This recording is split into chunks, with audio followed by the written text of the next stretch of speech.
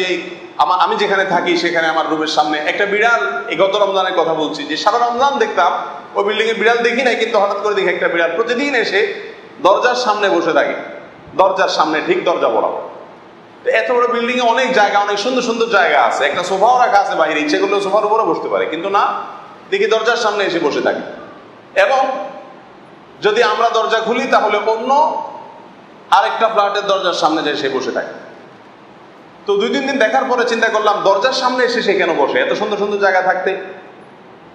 পরে বুঝলাম যে এত বেশি গরম, 50, 55, 53, 52 ডিগ্রি গরমে পাগল করা হয়ে সে ঠান্ডা কোথাও খুঁজে পায় না। কোন জায়গায় তার শরীরকে কিছুটা শীতলতা দিবে সেই সুযোগটা সে পায় না। ছায়া নাই, গাছ নাই, পালা নাই, কোথায় সে, আর ছায়া থাকলেও গরমের আতিশয্যে বসার অবস্থা নেই। তার জন্য তো ফ্যান আর এসির ব্যবস্থা কেউ করে নাই। তখন বেচারা ওই দরজার নিচ দিয়ে যে এসির হালকা বাতাস যায়, সামান্য বাতাস যায়, ওইটা নিজের দেহকে ওইটা দিয়ে শীতল করবার জন্য ওই জায়গায় জায়গা নেই। তো আল্লাহ সুবহানাহু ওয়া তাআলা আমাকে মানুষ করেছেন, আশরাফুল মাখলুকাত করেছেন। আমি আল্লাহর নেয়ামতের শুকরিয়া আদায় করার জন্য কত কত পয়েন্ট এরকম রয়েছে। আজ গ্রীষ্মের গরম, শীতের ঠান্ডা, এটা থেকে আত্মরক্ষা করবার জন্য কত না উপায় আমার আছে।